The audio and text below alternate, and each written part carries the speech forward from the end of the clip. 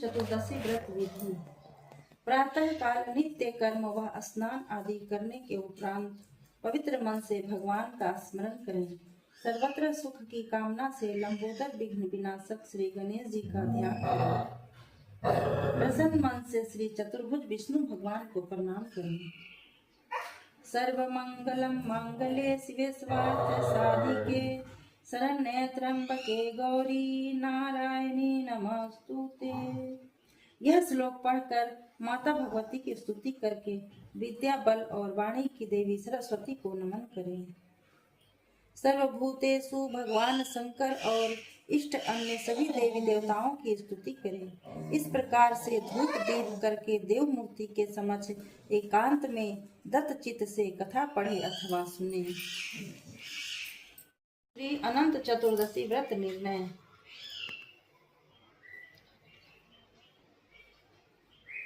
भाद्र शुक्ल पक्ष की चतुर्दशी तिथि ही अनंत व्रत के लिए उत्तम चतुर्दशी कही गई है।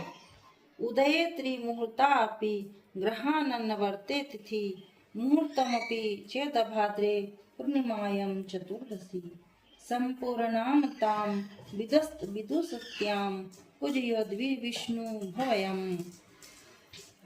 उपयुक्त वचनों के अनुसार यद्यपि अनंत चतुर्दशी उदयवापिनी ही लेनी चाहिए, किंतु मध्याहे भोज वेलायाम चमूर्तिये सरी तटे इस वचन से कथा में मध्याह को कर्मकाल कहने से तथा पूजा वर्तेषु सर्वेषु मध्याह्नव्यापिनी तिथि इस माधवीय वचन के अनुसार समान्यार्थक विधि वाक्य के विस्परक होने से अक्ता शर्करा उपदेधति की तरह चतुर्दशी को भी मध्याव्यापिनी ही लेना चाहिए।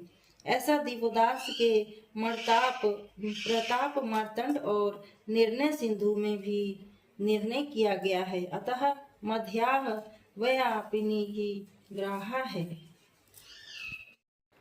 कथा प्रारंभ।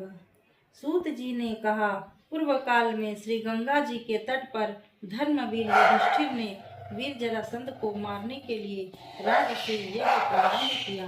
उस युधिष्ठिर ने श्री कृष्ण के सहित मोती जड़ी हुई स्वर्ग के समान विशाल भारी यज्ञशाला बनवाई और उसने यज्ञ के लिए संपूर्ण राजाओं को अनेक प्रकार से प्रयत्न कर बुलाया।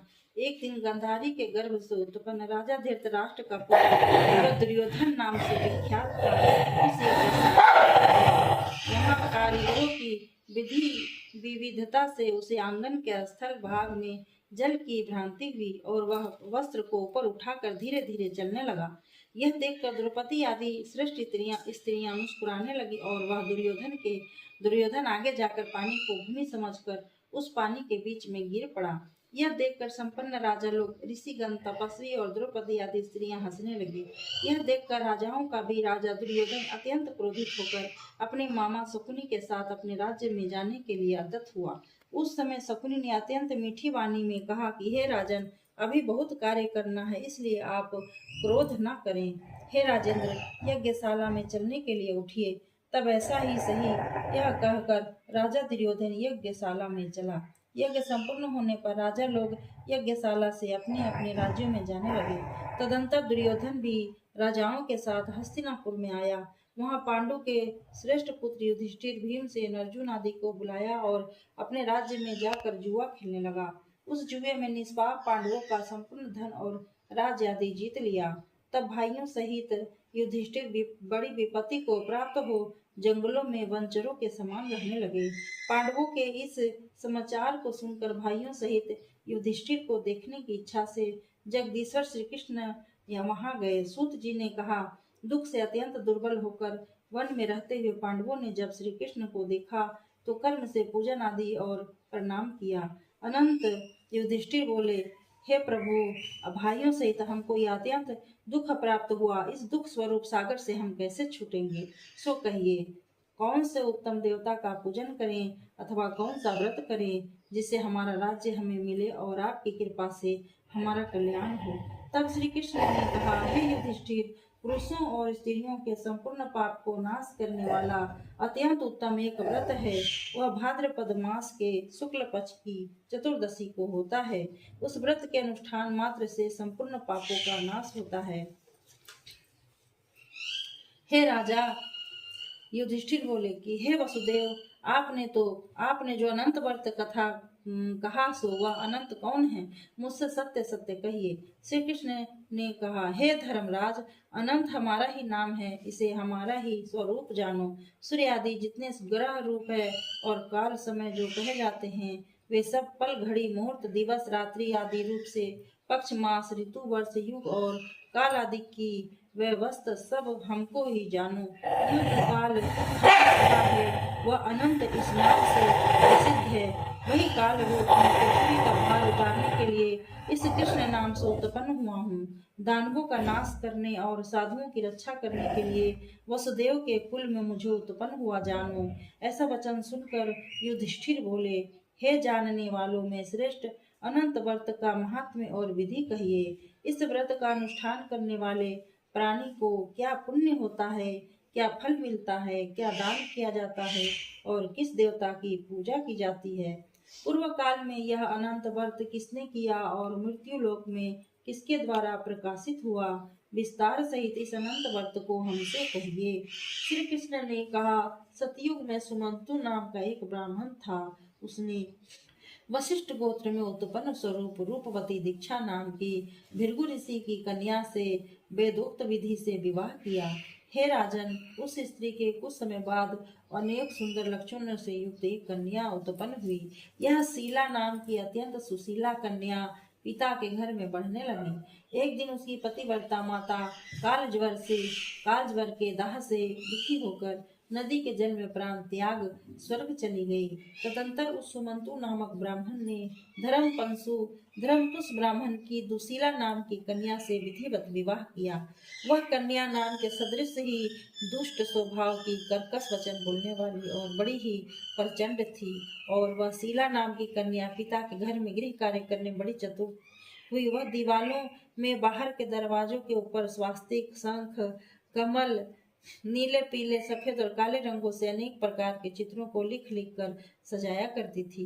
इसके अनंतर इसी तरह बहुत दिन बीतने पर कौमार्य अवस्था में प्राप्त वह कल्याणी शीला पिता के घर में बड़ी हो गई। उसको देखकर पिता चिंता करने लगा कि वह कन्या पृथ्वी पर किस गुणवान वर को दे। ऐसा विचार कर दुखी होने लगा।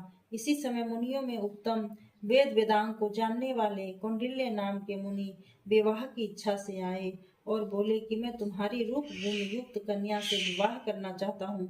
ऐसा सुनकर कन्या के पिता ने शुभ दिन में ब्राह्मणों में श्रेष्ठ कौंडिल्य को अपनी कन्या दे दी और हे धर्मराज, सुमंतु ने वेद की विधि से उसका विवाह कर दिया। उस समय वहां पर शुभ मंगलाचार होने लगे।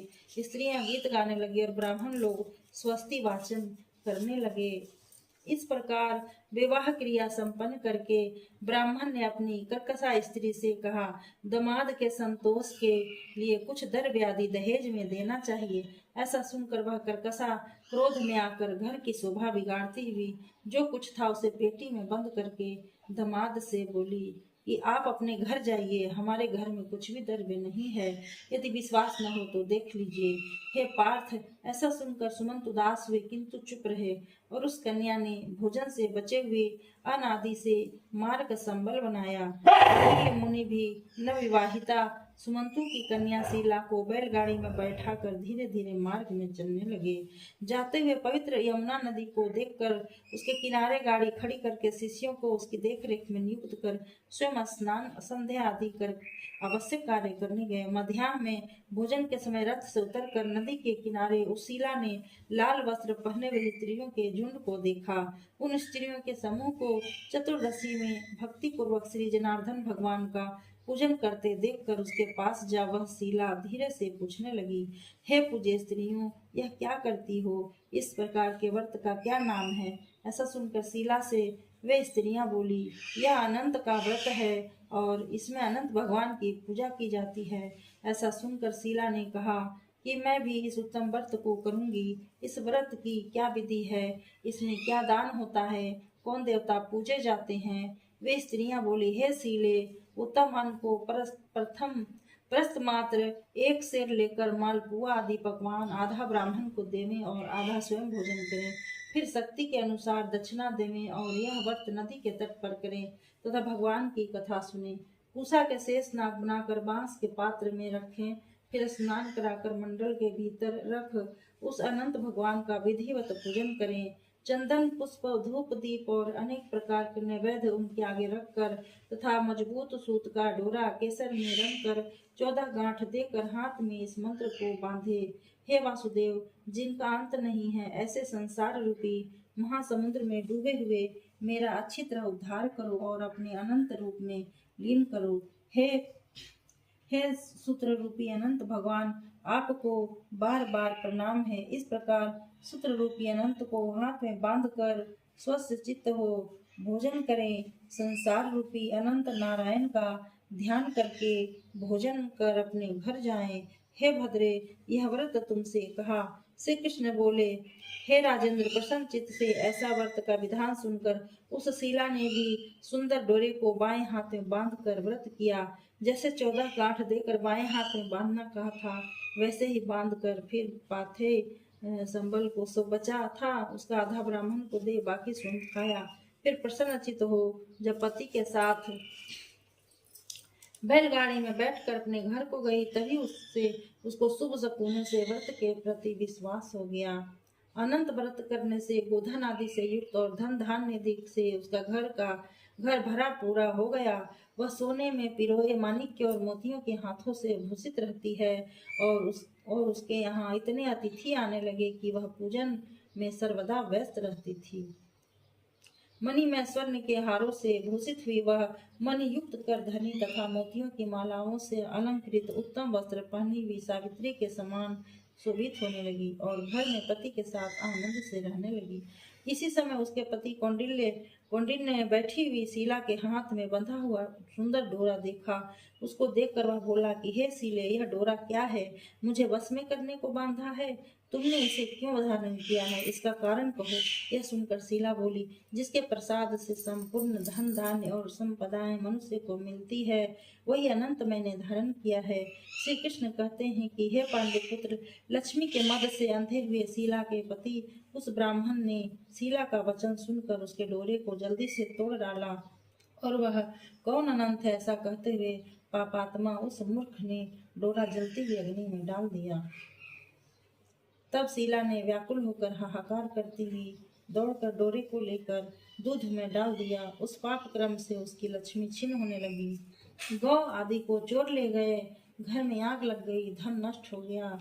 जो जिस प्रकार घर में आया था वो उसी प्रकार फिर चला गया। कुटुंब में भी कलह होने लगा, भाइयों में लड़ाई होने लगी। अनंत को फेंकने के पाप से घर में दरिद्र घुस गया। हे युधिष्ठिर, उसके साथ संसार में कोई बातचीत न करता। वह शरीर से अतिशय संतप्त हो गया और मन से भी दुखी। बड़े भीषण दुख को प्राप्त हुआ। तब उस कौंडिन्य ने स्त्री से कहा कि हे शीले, मैं सहसा उत्पन्न हुए शोक के कारण दुखी हो गया हूँ। मेरा संपूर्ण धन नाश हो गया। 100 जनों से कलह होता है, मुझसे कोई बोलता नहीं है। शरीर से नित्य ज्वर आदि ताप रहते हैं। चित्त में बड़ा भारी खेद होता है। इस अनर्थ का क्या कारण है? क्या तुम जानती हो? और क्या करने से भाग्य अच्छा होगा? तब सुंदर वस्त्र वाली शीला पति से बोली कि अनंत को फेंकने के पाप का यह फल है और अब हे महाभाग, उसके लिए उपाय करे तो फिर सब हो जाए। शीला के ऐसा कहने पर वह ब्राह्मण ऋषि मन से हरि भगवान की शरण में गए। इसके अनंतर वह कौंडिन्य निर्वेद को प्राप्त होकर वन को चला गया और उत्तम ब्राह्मण वायु का भक्षण कर तप करने लगा और उस परमेश्वर का मन से ध्यान करने लगा, जिसके प्रसाद से मुझे धन आदि मिला, जिसका अपमान करने से मैं निर्धन होकर दुख को प्राप्त हुआ तथा यह सारा धन आदि मुझको अतिशय सुख और दुख देने वाला हुआ। ऐसा विचार करते हुए गहन वन में फिरने लगा। वहां पर उसने फूला हुआ एक आम का वृक्ष देखा, जिस पर एक भी पक्षी नहीं था और करोड़ों कीड़े लगे थे। उस आम के वृक्ष से उसने पूछा कि हे सौम्य, तुमने कहीं अनंत भगवान को देखा? हो तो कहो, मेरे चित्त से अतिशय दुख है। यह सुनकर आम का वृक्ष बोला कि हे ब्राह्मण, मैंने अनंत को नहीं देखा। यह सुनकर वह दुखी होकर चल दिया और अनंत भगवान को कहाँ देखेंगे ऐसा विचार करता हुआ घूमने लगा। इतने में बछड़े सहित एक गाय को देखा जो वन में इधर उधर दौड़ रही थी। हे पांडव, वो ब्राह्मण गैया से बोला, हे गौ, तुमने यदि अनंत भगवान को देखा हो तो कहो। तब गौ बोली कि हे कौंडिन्य, मैं अनंत को नहीं जानती। वहां से आगे जाकर घास पर बैठे हुए वृषभ को देखकर उसने पूछा कि हे गौ के पति, तुमने अनंत भगवान को देखा है? वृषभ बोला, मैंने अनंत भगवान को नहीं देखा है। इसके बाद आगे जाते हुए कौंडिन्य ने बड़ी सुंदर 2 पुष्पकारिणी तलैया देखी, जिनका जल इसमें से उसमें और इसमें से उसमें आता जाता हुआ अनेक प्रकार से किलोल करता था। कमल और कहार कुमुदनी आदि के पत्तों से शोभित हो रहा था। भ्रमर, हंस, चकोर और बगुला आदि को से सेवित हुए ऐसी उक्त वापियों को देखकर ब्राह्मण ने उनसे पूछा कि तुम दोनों ने अनंत भगवान को तो नहीं देखा है? यह सुनकर वे पुष्पकारिणी बोली कि हे द्विज, हमने अनंत भगवान को तो नहीं देखा। उसके बाद आगे जाकर एक गधा और एक हाथी देखा। उन दोनों से भी ब्राह्मण ने पूछा कि आप लोगों ने तो कहीं अनंत भगवान को नहीं देखा। इस प्रकार सबसे पूछता हुआ वह ब्राह्मण निराश हो उसी जगह बैठ गया। हे राजन युधिष्ठिर, वह कौंडिन्य जीवन से निराश और बड़ा विकल हो गया। बहुत गर्म उदर्भ श्वास लेकर भूमि में गिर पड़ा। कुछ देर बाद जब होश में आकर हे अनंत ऐसा कहते हुए उठा तो अपने चित्त में निश्चय किया कि अब मैं प्राणों को त्याग दूंगा। श्री कृष्ण कहते हैं, हे धर्मराज, जब उस ब्राह्मण ने प्राण देने के लिए वृक्ष में फांसी लगाई, उसी समय दया हृदय को अनंत भगवान प्रत्यक्ष हो गए और वृद्ध ब्राह्मण का रूप धारण कर बोले कि यहाँ आओ। यह कहकर उस कौंडिन्य का दाहिना हाथ पकड़कर एक गुफा में ले गए। उस गुफा में कौंडिन्य ने एक शहर देखा जिसमें बड़े स्वरूपवान स्त्री पुरुष विद्यमान थे और सुखदायक दिव्य सिंहासन पर भगवान बैठे थे, जिनके अगल बगल शंख, चक्र, गदा और गरुड़ शोभायमान हो रहे थे। कभी न समाप्त होने वाली विभूति ऐश्वर्य के प्रकारों से अपरिमित प्रभाव वाले और कौस्तुभ मणि, वनमालादिक अनेक प्रकार के आभूषण धारण किए हुए विश्व स्वरूप अनंत भगवान को उस कौंडिन्य ने देखा। अतिशय प्रकाशमान उपयुक्त सब रूप वाले अनंत को देखकर उनके आगे ऊंचे स्वर से हे प्रभु आपकी जय हो ऐसा कहकर और प्रणाम करके बोला, हे पुंडरीकाक्ष, मैं पाप रूप और पाप कर्म करने वाला हूँ। मेरी आत्मा पाप रूप है और पाप से उत्पन्न हुआ हूँ। मेरी रक्षा करे और मेरे संपूर्ण पापों को नष्ट कर दे। उसका वचन सुनकर अनंत भगवान बड़े कोमल वचन से बोले कि हे विपेंद्र, डरो मत, जो तुम्हारे मन में है सो कहो। कौंडिन्य ने कहा, हे प्रभु, मैंने धन से उन्मत्त होकर अनंत का डोरा तोड़ डाला। उस पाप क्रम से मेरा धन नष्ट हो गया। घर में अपने जनों से कलह होता है, जिस कारण मुझसे कोई भी नहीं बोलता। इस प्रकार दुखी हो आपके दर्शन की इच्छा से मैं जंगल में फिरने लगा। हे देवताओं के भी स्वामी, आपने कृपा कर अपना दर्शन दिया।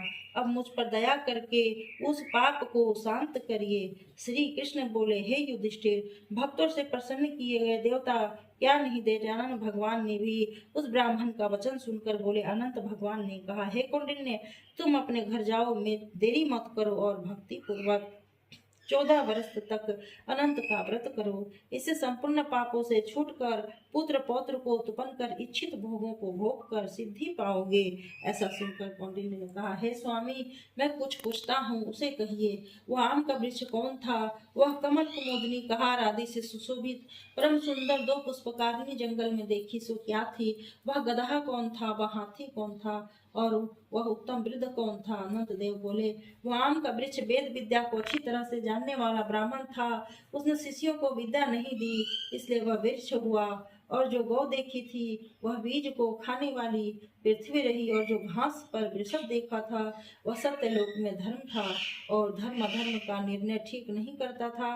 वह पुष्पकारिणी दोनों बहन और ब्राह्मणी थी। धर्म आदि तो कुछ होता परस्पर देती और ले लेती रही, तथा उन्होंने वेद पाठ करने वाले ब्राह्मणों तथा गरीबों को कुछ नहीं दिया, भिक्षुकों को भिक्षा नहीं दी। उस पाप क्रम से दोनों का जल आपस में इधर उधर और उधर का उधर होता रहता है। और गदहा जो देखा वह क्रोध था, जो हाथी देखा वह अभिमान था, जो ब्राह्मण था वह मैं ही था, मैं ही अनंत हूँ और जो गुफा थी वह कठिन संसार सागर है।